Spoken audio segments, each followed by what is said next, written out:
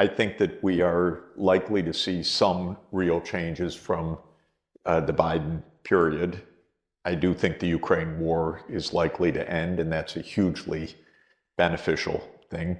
I think there's actually more likely to be peace in the Middle East and between the US and China than was true of the Biden administration. Trump believes in going it alone, but he's not especially warlike. He doesn't like international rules. He doesn't like the UN. He has pulled out the first day, the US from the Paris Climate Agreement and from the World Health Organization. This is part of the Trump idea that any global rules are a constraint on American freedom and sovereignty. I don't agree with this. I think countries agree together to do things for a reason because it's mutually beneficial. But in the Trump ideology, agreements with other countries is just a constraint on your own action. So he believes in unilateralism, but he doesn't especially believe in war. In fact, I think on balance, he will avoid war even more than Biden did. Biden represented the mainstream military-industrial complex of the United States. In the mainstream U.S. approach, war is part of American power. For Trump, I think tariffs, threats, embargoes, isolation, other things are more the arsenal that he likes. Trump is going to be nasty in the Western Hemisphere, probably more than he's going to be in the Eastern Hemisphere. So I'd be more worried today in Canada or Mexico than in China. Let's put it that way.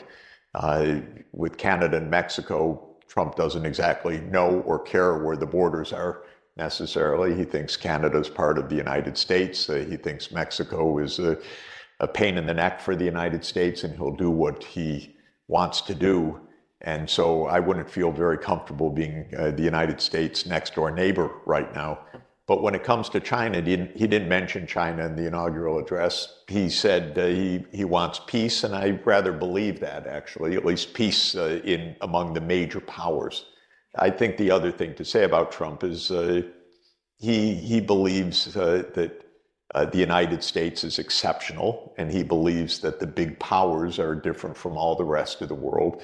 He rather likes big, powerful countries and powerful leaders. And so I think actually whatever he does on trade and tariffs and other things, which will not be friendly necessarily to China, he will want a good relationship with President Xi Jinping. He'll want a good relationship with Vladimir Putin. This is not the same with Biden. Maybe also Biden's health or status, we don't know, prevented diplomacy, but Biden was completely uninterested in normal diplomacy among leaders. Trump is much more interested. So it's a mixed bag. Again, if I were Panama, Canada, Mexico, I'd be pretty nervous today. But being in China and in Hong Kong, I think it's a pretty benign start. Nothing surprising, if anything, less antagonistic than one might have expected. Trump says he wants to visit China. That's a good thing. Absolutely. I hope that happens. Trump says he wants peace. I really hope that happens because that's the single most important issue for the whole world. And he didn't even mention in his inaugural all the other threats to the world trading system. So let's see. But first day, we've all survived it. America is now much less bound by international rules, but not going to war, at least between the major powers. I'd like to at least to supplement some of the point first. And I think this is the first day of the Trump 2.0. And I think the whole world is going to be looking at this with tremendous amount of interest and anxiety, and some corners with pleasure. I think in my mind, what is really going to change from now is that the norms or the sort of a rule or order that we have been all used to for the last 50 years are going to be changed. And because, so essentially the new administration is going to disrupt that norm or that order.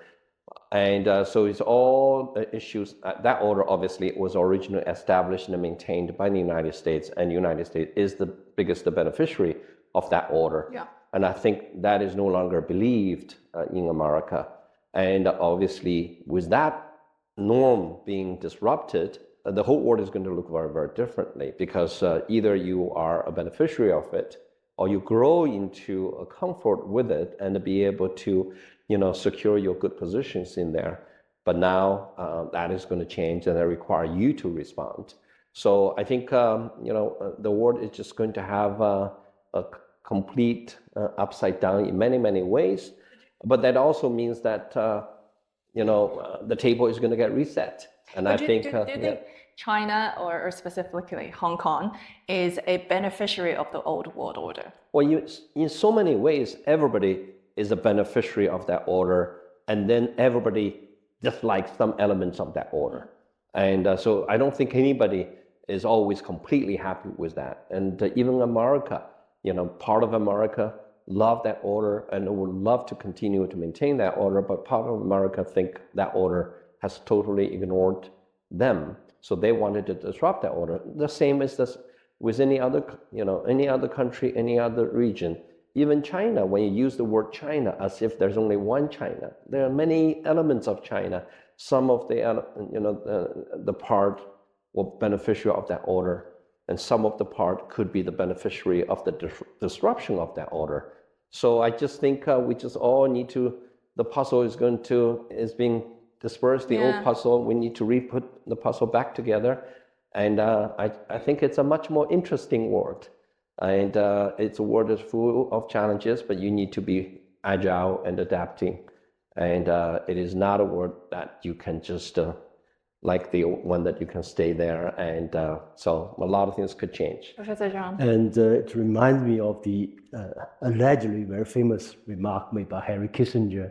It's dangerous to be the enemy of the United States, but it's fatal to be the ally of the United States. And when I look at this situation, as you mentioned, Canada, Denmark, and Greenland, whatever, this remark comes to my mind. And indeed, I think China can most probably play some very important role, because China is already the largest trading partner with over 140 countries.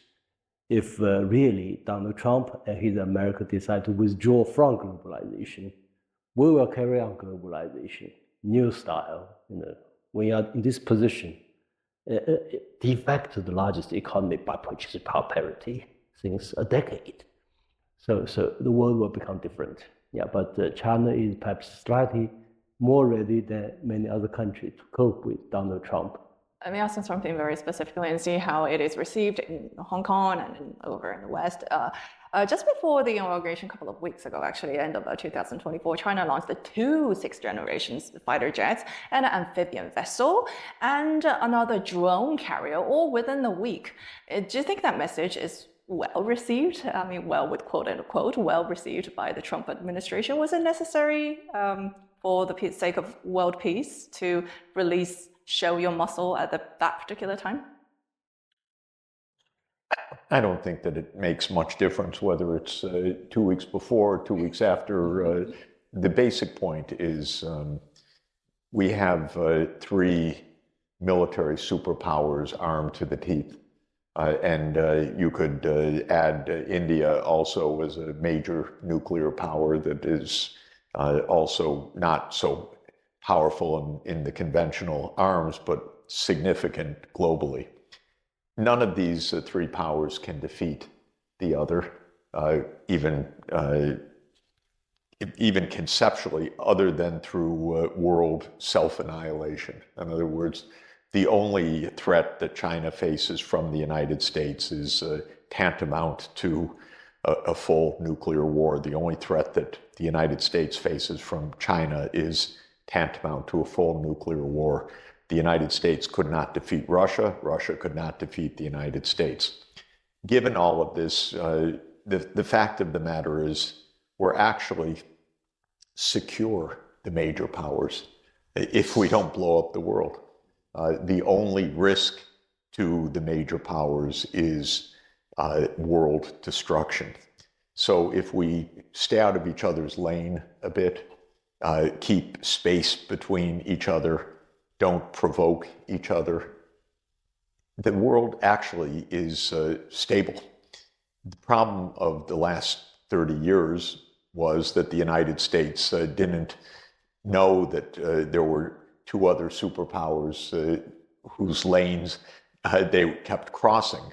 So the United States thought Russia was a pushover, nothing to worry about. If we want to expand NATO to Ukraine, nothing Russia can do. If we want to expand NATO to the Caucasus region, nothing to do. If we want to expand NATO to Central Asia, nothing Russia can do. Well, the Ukraine war resulted from that kind of thinking, and it proved that the United States cannot beat Russia in its own neighborhood with conventional arms, and that any attempt to escalate, Russia would escalate, and we'd be on the way to world destruction. So the United States, I think, learned a lesson from this. Well, let me put it this way. The United States should learn a lesson from this, which is that its own behavior was obnoxious, provocative, and dangerous. The question is, did the United States learn the same lesson vis-a-vis China? Because there obviously are two provocations by the US in China. One is Taiwan, and the other is the South China Sea. And if the United States is halfway sensible, it will say, we're not going to disturb you in your own neighborhood. This is your own business. And if the US does that, there will be peace, there will be normal relations, there will be mutual security. If the United States says, well, we can do what we want, or it's worth provoking China, there will be disaster. Trump is probably a little bit less likely to provoke China than Biden was. Biden's administration was really incompetent, and they were rude to China, did not engage in diplomacy with China. A couple of meetings were held so that not everything fell apart. But basically, it was a terrible administration.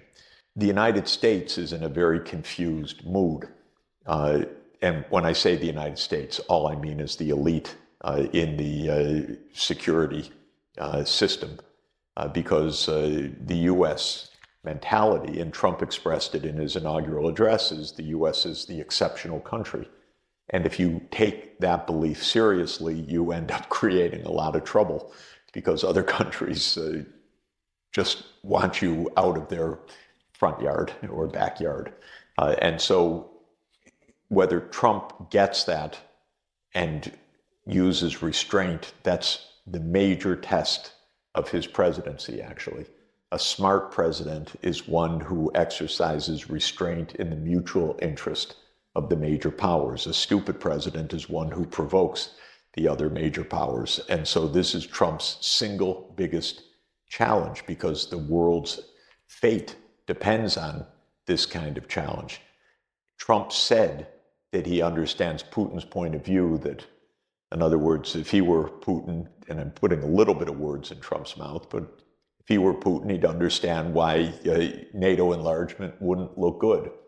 If he does the same thing, putting himself in China's perspective, and sees the United States arming Taiwan over China's big objections, or militarizing further the South China Sea, and building up missile systems, building up AUKUS, building up military relations, urging Japan to remilitarize and so forth, he would understand that the U.S. is provoking a lot of the reaction that it is pointing to, and rather both sides should calm down. Look, the United States, Trump can't even accept Greenland as being an independent country. He thinks Canada is a state. What he's really saying is, this is The Americas are our backyard. He wants to see passageway, right? Is that the reason why? Look, there are many reasons, but it's a kind of crude American imperialism, I would say, that goes back to his favorite president of 1896, William McKinley. So it basically says, this is our neighborhood. Don't encroach on it. Now, the point I'm making is not that it's right to threaten Mexico or Canada, but if Trump uses the same logic just a little bit and understands China's point of view about America's actions, he would then adopt a more restrained point of view. And if he does and says, you know, we don't want to have war with China over the South China Sea or war with China over Taiwan, this would improve global security incredibly. So all of this is to say, yes, China's making huge advances in many arms systems, in missile systems, in nuclear, in hypersonic systems, and so on. Not surprising. But we don't want an arms race. We want mutual restraint.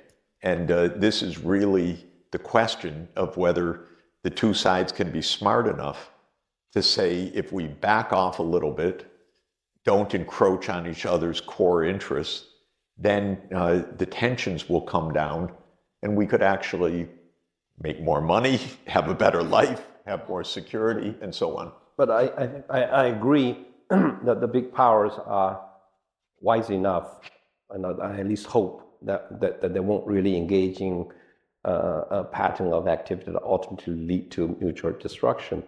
And I think we also agree that the U.S. has a lot to do, can do a lot to restrain so that it does not really have a slippery slope to get into it.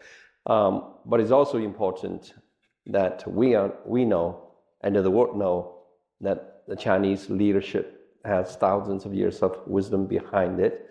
And the key is also, we can hope that the U.S. is going to be smart enough not to do certain things to provoke it. But it's also important to we also know that even if you intentionally or unintentionally or, by mistake did anything, that we're not going to get into a Ukraine situation, because the worst is that U.S. may be just poking, some issues, troubles here and there. We're not going to fall into the trap. And I have great confidence in our leaders that China will handle the world affairs like a real adult. And I think I agree with Professor Sachs that we are not on that slippery slope, but it's important not to get close to that slippery slope, because sometimes things happen beyond your control once you are on the slippery slope. Right. I'm going to double click on the word China wisdom, and I'm going to ask each one of you gentlemen to maybe sum it up in the most concise way possible, because there's been so much official talks, diplomatic talks about Chinese wisdom, how a world where the narrative is incorporating Chinese wisdom, the Chinese model, Chinese way of thinking is going to be a more peaceful, more sustainable world order. That's been said in so many occasions, but I don't think if people hear it, they think about it as another diplomatic jargon. So really, does it make a difference? Like the cultural, the civilizational traits of China, and when you say China wisdom, what specifically is it? Because I don't think a lot of Westerners are hearing it. We're saying it, but they're not hearing it. Well, in my mind, it's just one word in Chinese proverb, 以静制动. React to action with inaction. You do not act, you observe, and there's no great English translation for 以静制动. Funny thing is, the TikTok refugees that they flood to Red Note. Actually, one of the screenshot that I saw is it's in English. They're American. They said, "Oh, China, do nothing, win." Yeah, and that's close to it, no? That's really do nothing until you see something, and not trying to preempt every other move the other side has made. Just stay, and the adult stays. Well, the United States became the world's largest economy roughly in 1890s. It started war against Spain and conquered Cuba and the Philippines and other territories. When China became the world's largest economy by purchasing power parity in 2014, technically, China can, take back all these islands in South China Sea within 24 hours. But Militarily, you mean? China did not do that militarily. We prefer to have negotiated solution. So this is a kind of wisdom. In a way, for instance, now we consider Philippines as a troublemaking country from Chinese point of view. But we use water cannons rather than shooting guns, cannons, whatever. But we have also put the situation under control. As a result, we have this whole friendship, unity and prosperity with ASEAN, because Philippines' behavior, whatever, is not that even welcome within ASEAN. And the Chinese way to handle it is also well received in ASEAN. So this is one way to see how we can do these things with these kind of tough and hot issues. If we use wisdom with Philippines, politics goes ups and downs, you have slightly longer vision. That's a key difference between China and the United States in terms of this world outlook, international relations. For the United States, it's a friend or foe, either with us or against us. For Chinese, you see, Chinese wisdom is friend or potential friend. You have a longer vision. One thing I do not agree with Professor Zhang is that Professor Zhang liked to go back saying that China is already number one from a purchasing power perspective. Right. I don't know why we wanted to do that. And it's a technical explanation of some economic rules that could potentially put China number one. I don't think China wanted to be number one. Why do we want to be number one? Because there's a responsibility coming, from being number one. And that itself is not terribly Chinese. Chinese, we want it to be number two, number three. It's okay. We don't need to be number one. We just mind our own business and do our things right and help ourselves help the world and be a responsible neighbor. And we don't need to be the cop and the big boy on the block and telling other people what to do. We just want to be left alone. No, the point is, especially in the field of geopolitics, if you underestimate your own power, your own strengths, could also create serious problems. You can overestimate yourself, but you don't tell everybody about it. In fact, in fact, when this last governor of Hong Kong launched his so-called political reform in Hong Kong, he thought China's economic size is smaller than UK. Because by this, US dollar-based calculation, it was. So at that time, Russia made a huge lesson. It said, United States treated Russia as if its economy the size of Spain. So it pushed this whatever expansion of NATO, and even at risk of war. So Putin today only mentioned purchasing power parity. Russia is the largest economy in Europe, larger than Germany. Because I believe, saying you're number one, both create external anxiety and creating unnecessary internal stress. Because if we all believe we are number one, we become cocky, we become arrogant. The Chinese are not that. And if you think your opponents or the rest of the world think you're number one, and then they are going to become more demanding and more challenging and more anxiety, greater anxiety, because I think that you're coming to potentially change the world. And I'm very happy, at least in my life, I'm very happy always to be number two, number three, never want. So I want Professor Sachs sitting in the middle, and we are surrounding you and paying deference to you. But do you think that some level of confidence or cockiness is necessary for China now? I mean, I don't know. I mean, I hear things left, right, and center that I get confused as well. Is the Chinese economy still strong, going strong, or is the Chinese economy hitting some sort of or going off some sort of a peak with the real estate market is down, the stock market is down, the consumer confidence is down? I mean, which way is it? I don't know. China has a very strong economy, and it's going to continue to be even stronger in the future. And the basic reason is that China is technologically dynamic, and it is already at the forefront of a large number of technologies that are the key technologies for the next 30 years. Electric vehicles, zero carbon energy systems, fourth generation nuclear, of course, battery supply chains, hydrogen economy, advanced shipping, 5.5G. These are the technologies that the world needs to make the energy transformation, to make the digital transformation. And China is very strong and very dynamic also in those technologies. And the manufacturing ecosystem, especially where we are in the Greater Bay Area, is absolutely extraordinary, I would say unique in the world. So, what's said in the media day to day, well, that's day-to-day news, but China, like any large economy, has ups and downs and quarters that are bad or quarters that are good, and the COVID was a disruption and so forth, but you have to look at the fundamentals, and the fundamentals are very, very strong. And that's very good, because not only is it good for China, it's good for the world.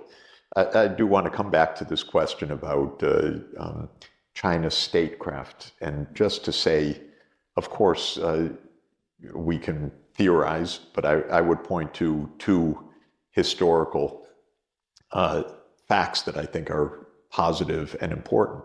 First, China hasn't been in any war for more than 40 years. This is extraordinary. The U.S. has been at war basically every day for the last 40 years, and usually in a number of places. China had a 1-month war with Vietnam in 1979, and since then. And that kind of long peace is, I think, the best evidence we have about China's statecraft right now. There's another historical piece of evidence that I personally believe in, though it's argued and debated among historians and scholars, and that is there was a long, long period of several hundred years, basically 500 years, of what has been called the Confucian peace in the region of China, Korea, Japan, and Vietnam, lasting really from the beginning of the Ming Dynasty until the British invasion of China in 1839 and the First Opium War. And so this long period almost had no war at all. Now, China was undoubtedly then, whether it's PPP or market prices, though the concept didn't exist of GDP, it was by far the dominant power. But China didn't invade Japan. China never in its history invaded Japan, except when the Mongols were briefly running things from in 1274 and 1281. Other than that, for 700 years, it was never an invasion from China to Japan. China never invaded Korea in its history, as far as I know. China invaded Vietnam, yes, 6 centuries ago, in 1410 or so. So this is a long, long peace. And I think that is part of China's statecraft. It is part of a Confucian order, if one could call it that. I believe that that's true. Some of my colleagues in the US say, oh, no, that's not true. China has to be like every other country, which in their mind is war all the time, because in America, it's war all the time. And why? Well, Europe has been basically at war for 1,000 years. And the fundamental difference is China unified and mainly stayed unified for 2,000 years, whereas Europe was fragmented. Then it colonized other parts of the world, and they fought. Even Donald Trump in his inaugural address, he expressed the kind of 1950s happy vision of America, that we fought our way across the continent. It was a very bloody bunch of conquests by colonial power. We're not supposed to say that in Trump's America, but the truth is it was an expansionist imperial period. And that's a different history from China's history. So bottom line for me is there really could be a big difference of statecraft. China, cautious, friends or potential friends, and this makes a lot of sense. We had one sensible president during my lifetime, which was President Kennedy, who tried peace, and he had a very wonderful line. He said, across the gulfs and barriers that now divide us, we must remember there are no permanent enemies. Hostility today is a fact, but it is not a ruling law. And so he talked about the fact that don't think about enemies and friends, but when you get to Biden, it's all, you're our friend, you're our enemy. And that's the mentality that's so dangerous.